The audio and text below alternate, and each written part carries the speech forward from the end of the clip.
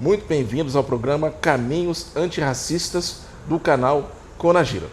Hoje vamos entrevistar a secretária da SECADI, Zara Figueiredo. A SECADI é uma pasta do MEC que trata da inclusão e da diversidade entre tantos temas, secretária. É exatamente, 11 temas. 11 temas. Nós temos 11 áreas de política aqui. Educação de jovens e adultos, então o desafio de lidar com 11,4 milhões de pessoas não alfabetizadas está aqui, portanto a população da cidade de São Paulo. A educação inclusiva, sobretudo essa questão do autismo que assumiu a agenda nos últimos tempos, mas educação do campo, educação indígena, dentro dela o grande desafio que são as ações para os Yanomamis, também educação ambiental, educação em direitos humanos, educação para a juventude, educação bilíngue de surdos, todas essas pastas estão dentro da SECADI, óbvio, política racial e educação escolar quilombola. Então, tudo isso forma a parte do Ministério da Educação que é voltada a construir política de equidade. Basicamente, dar mais para quem tem menos. Eu vou falar de equidade daqui a pouco, mas vamos começar do começo. Diga. Quem que é Zara Figueiredo? Nossa, que pergunta mais difícil, gente. Uma professora, basicamente. Bom, eu sou do Jequitinhonha e morei a maior parte da minha vida no Jequitinhonha. Fiquei lá 28 anos da minha vida. Comecei no magistério muito cedo, na zona rural, com 17 anos. Fiquei 22 anos na educação básica, portanto fiz tudo mais tarde, conheci o mar muito tarde, com 28 anos. Entrei na universidade, quando eu digo tarde, em relação ao que se espera das outras pessoas. Então, eu fui ao cinema muito tarde, aos 28 anos a primeira vez, conheci o mar muito tarde, aos 28 anos, fui para a universidade muito tarde, aos 28 anos, em relação ao que as pessoas acham que isso é normal. Mas isso não é um arrependimento. Eu acho que foi importante eu conhecer a educação desde muito nova. Tanto meu pai quanto minha mãe são analfabetos, então a educação é um lugar importante para mim. Me salvou, né? A escola me salvou, em que pese todos os dilemas de ser uma menina negra numa cidade onde, né, estado de cultura e de natureza não estão bem demarcados ainda. Mas, enfim, foi importante. Fui para a educação muito cedo, alfabetizei muito. Aprendi muito na escola pública, sou filha dela. Então, depois disso... E a senhora é doutora em educação? Isso. Aí, quando eu fui para a universidade, fiz graduação, depois fiz mestrado. E depois eu fui para São Paulo fazer o doutorado em São Paulo, na Universidade de São Paulo, em política educacional. Agora, voltando ao tema que a senhora mencionou, equidade. A senhora tem dito assim: a nossa obsessão aqui é a equidade. O que quer dizer equidade? Então, se você olhar, se você fizer uma revisão de literatura gigante, você vai ver que você tem muita dificuldade em definir o que é equidade em termos educacionais. É uma palavra que hoje está posta num monte de eventos, num monte de bocas, mas as pessoas não dão conta de definir. Porque quando você pensa o que é equidade, você tem que pensar o que é equidade em educação. Por que a gente não usa a palavra igualdade em termos de política educacional? Justamente. Porque igualdade pressupõe, inclusive, a superação de uma sociedade de classes. A gente pressupõe que todos os grupos são iguais. Então, quando a gente fala, e não é isso, nós vivemos no mundo capitalista. Portanto, existem classes. E essas classes, elas demarcam a posição dos indivíduos dentro da sociedade. Então, quando a gente fala que nós produzimos equidade em educação, significa que nós buscamos, por meio de princípio que é dar mais para quem tem menos, tratar de modo desigual os desiguais, dando mais para quem tem menos, porque assim você reduz a desigualdade. Então, o que é equidade? Se você trata pessoas desiguais de modo igual, então se eu trato alguém que nasceu numa família de classe média alta, que a vida inteira estudou em escola considerada de qualidade, que aprendeu um idioma viajando para o exterior nas férias.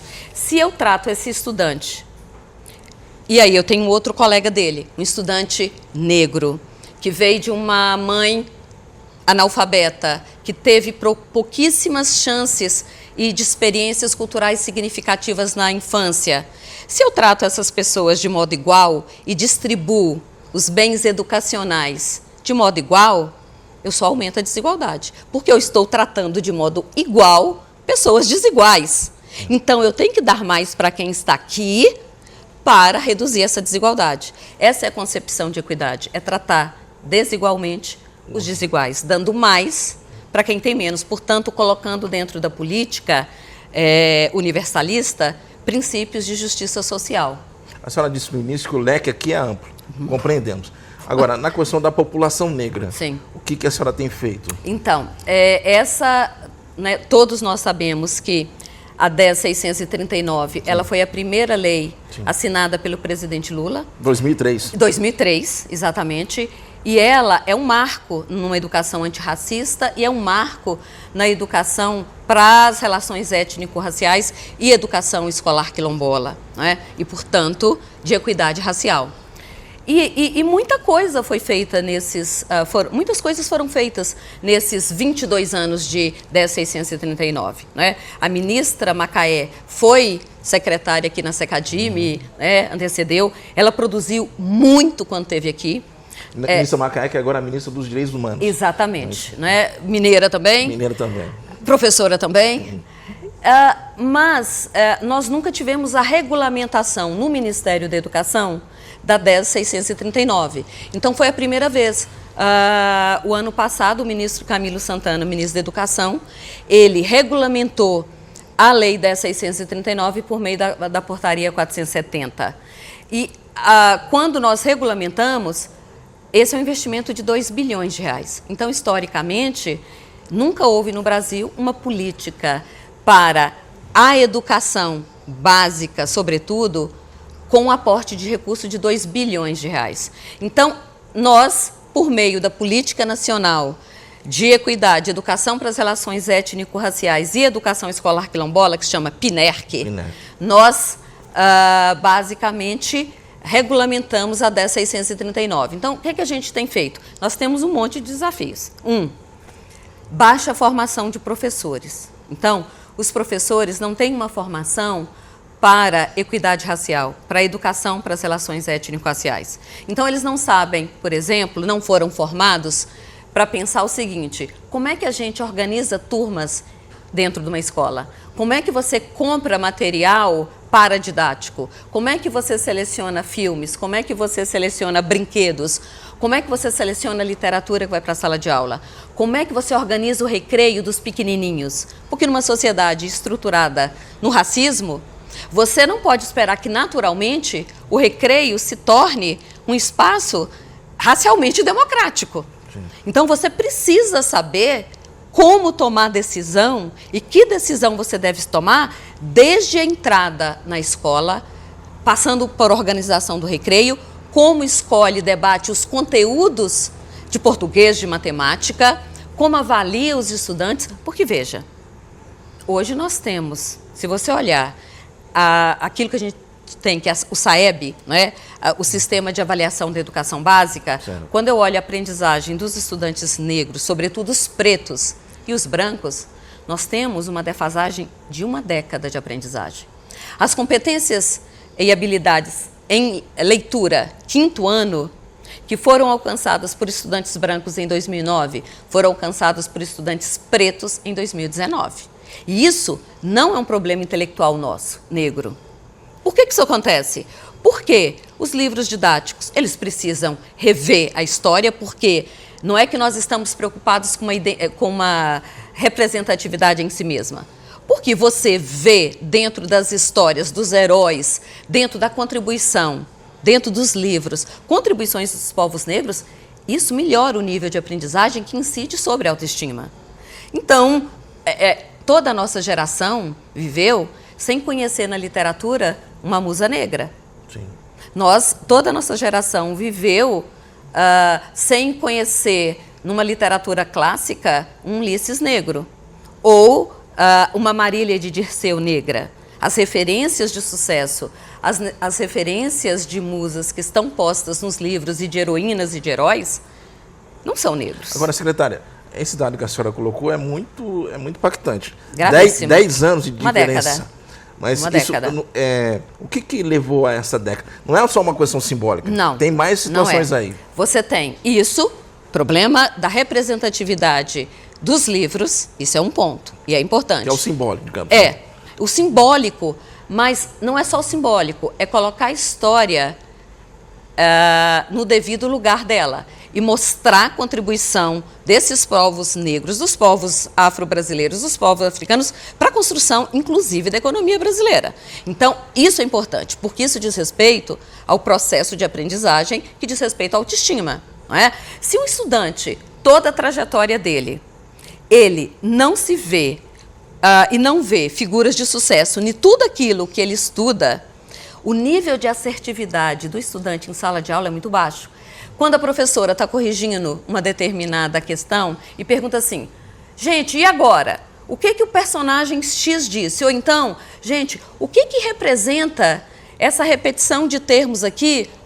O estudante negro, sobretudo preto, dificilmente levanta a mão para responder. Porque essa falta de representatividade leva a um problema de autoestima e uma falta de assertividade para levantar a mão e, inclusive, errar. Então, isso é um problema. Segundo, nós temos um problema de formação docente séria, que é os professores têm uma baixa expectativa de aprendizagem dos estudantes negros. Nós temos uma pesquisa de 2022, ótima, da UFMG, que mostra que os professores, a priori, quando elas olham para o estudante negro, sobretudo preto, elas têm uma baixa expectativa da aprendizagem deles. Isso impacta muito fortemente os estudantes. Por quê? Porque quem deu aula sabe, quanto mais você tem uma alta expectativa sobre o seu aluno, mais ele responde você em termos de aprendizagem. Isso, e também se sente incluído. Totalmente, se sente empoderado, percebe que ele é igual ao colega, ele sabe que você espera muito dele e ele te devolve em aprendizagem. Não é? É isso. Então a gente tem um problema. Então, o problema é do professor? Não, nós temos que investir na formação de professor também de viés inconsciente. Agora, secretária, ótimo. Esse dado é um dado realmente que é espantoso. Uhum. Nós estamos no segundo ano do governo Lula. Certo. Já são mais 2 anos, né? Certo. Em tese, seria a sua expectativa. O que é possível a senhora fazer nessa gestão para enfrentar esse quadro? Então, a primeira coisa, eu acho que a gente está falando num cenário de racismo estrutural, concorda comigo? Concordo, certo. Ponto. Então, a senhora não vai resolver isso em 4 anos. Não é não só uma questão do racismo. A desigualdade já é muito difícil resolver em um ciclo de política, em 4 anos.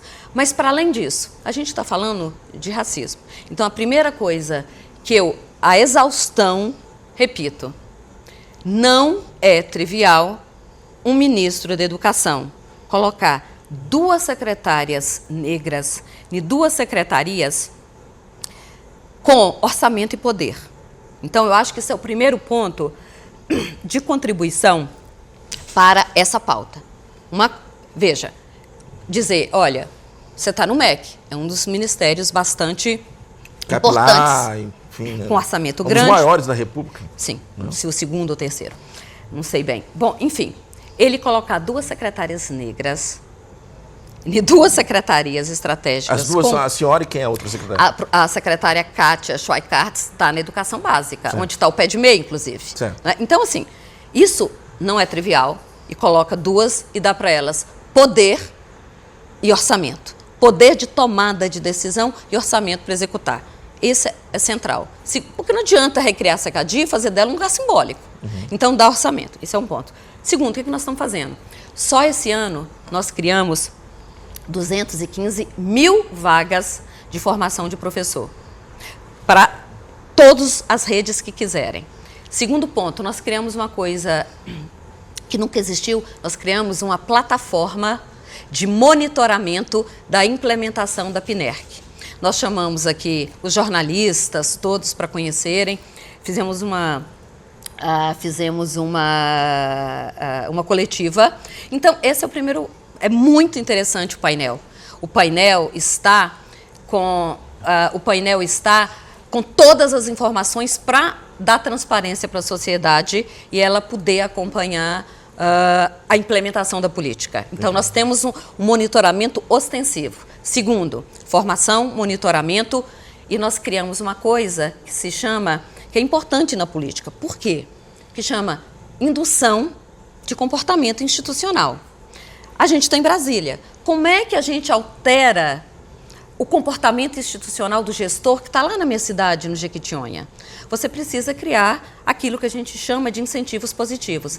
Então, nessa política, nós temos uma rede de agentes de governança, 1.530, todos eles bolsistas, todos eles com uma bolsa de R$ 1.200.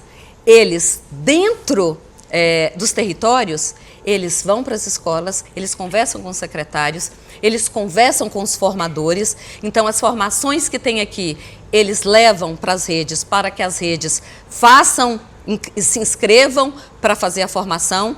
E nas redes mais desiguais, onde que essa desigualdade de aprendizagem é muito acentuada, eles criam lá dentro um plano de ação e ajuda a rede a implementar os referenciais de implementação da política.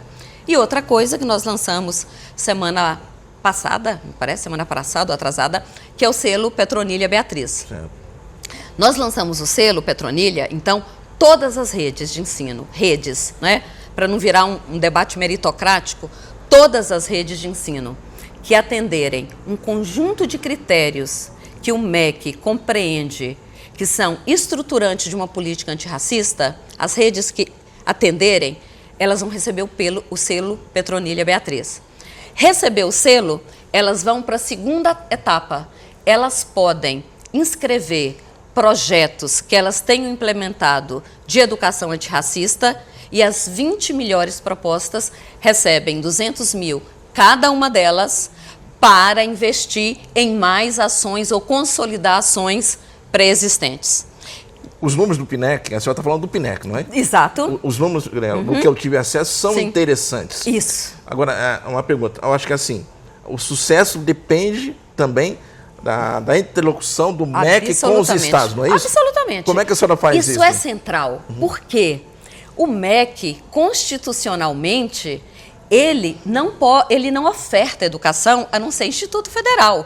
O MEC, artigo 211 da Constituição, o MEC coordena e induz a política. Então, como é que... Nada que eu quiser implementar, se eu não tiver adesão da rede de ensino, não adianta. Então, eu preciso discutir com o Tarcísio, de São Paulo, e com o Feder, que é o secretário de Educação, para ele aderir à política. Eu preciso conversar com a secretária de Goiânia, com a secretária municipal de Belo Horizonte, da minha cidade, Minas Novas, de Jequitinhonha. Eles precisam aderir. Nenhuma política do MEC pode ser obrigatoriamente implementada para os entes. Precisa. Não é impositivo. Não pode ser. Certo. Isso, o Pacto Federativo é uma cláusula pétrea da Constituição. Não se dissolve essa cláusula, não é? Portanto, eu preciso da adesão. Eu preciso convencer a rede para a rede me deixar entrar e fazer o trabalho.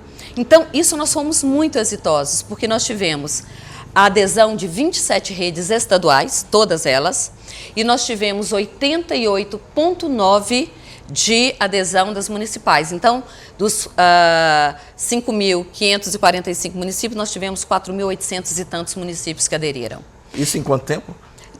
O sistema ficou aberto mais de um mês para eles aderirem, e aí nós fizemos lives. Isso é do ano passado? Ano passado, maio, 14 de maio. 14 de maio. Não é à toa, né? Nós escolhemos 14 de maio. Simbólico também. Simbólico também. Então, o sistema ficou aberto, fizemos um conjunto de reuniões com a Undime. Undime congrega todos os secretários municipais de educação, com o Concede, que congrega todos os secretários estaduais, com todos os ministérios públicos de todos os estados. Firmamos um ACT, um acordo de cooperação técnica com eles. Firmamos um ACT com a Tricom. A CGU entrou na política. O que é a Tricom, secretário? A Tricom é a associação que reúne os tribunais de contas, certo, porque tem dinheiro envolvido, né? e a gente preza pelo dinheiro público. Então, construímos uma grande coalizão com secretários municipais, estaduais, tribunais de conta, Ministério Público para monitorar a política, cobrar a política. Temos um grupo, que é a Copeduc, que reúne os ministérios públicos, que monitora essa política o tempo inteiro. E a gente se cercou de todos os pontos. E agora, com a eleição os novos prefeitos, nesse momento nós estamos, aqueles que mudaram, nós estamos, abrimos o sistema de novo para que os novos que entraram possam fazer a pactuação ou repactuação. Secretária, eu estou vendo o seu entusiasmo. Minha pergunta, a senhora quer deixar que marca aqui no MEC, na CECADI? Como que a senhora quer ser conhecida pela Zara Figueiredo, que passou pelo CECADI? Como uma professora que teve o privilégio de trabalhar numa gestão de 2 homens que eu admiro, presidente Lula e Camilo Santana, que é o ministro da Educação. O ministro da Educação, e que me permitiram cuidar daquelas pessoas que subiram a rampa. Na CECADI estão os grupos que subiram a rampa com o presidente Lula. Então, sem nenhuma megalomania, não me interessa, eu sou uma professora, é isso que eu sou, uma professora. A ministra Macaé falou isso muito lindo na posse dela. Eu sou uma professora. Se eu tiver de ser lembrada, eu quero ser lembrada como aquela pessoa que passou aqui, uma professora que é muito agradecida aos movimentos sociais que seguraram a política quando a gente não teve governo, quando a gente não teve Estado, quando acabaram com a CECADI. Então, essa pessoa que é agradecida a esses movimentos sociais, o movimento negro, por exemplo, sim, que me acolhe todo o tempo, e vários outros movimentos, MST, do campo, milhares, que me acolhem, que seguraram, não é, assim, na ausência do governo, seguraram as políticas no colo. E por esses 2 homens que acreditaram em mim, me deram e disseram, toque, faça, e principalmente por ser esse lugar onde estão e onde estão as pessoas que subiram a rampa do presidente. É aqui que está. Uma última pergunta, secretária. A Cadara retornou. Retornou. Só pode explicar um pouquinho a função? Bom, a CECADI, todo mundo lembra daquele post do ex-mandatário, agora inelegível, que dizia, parabenizava o ex-ministro da Educação por ter desmontado, o verbo é esse, desmontado a CECADI, que era um lugar que formava mentes escravas do socialismo, né? Então, ao desmontar a CECADI, também já havia sido dissolvida todos os colegiados de participação social. A primeira coisa que o ministro Camilo Santana determinou para mim, que fosse reconstruída todas as instâncias de participação social.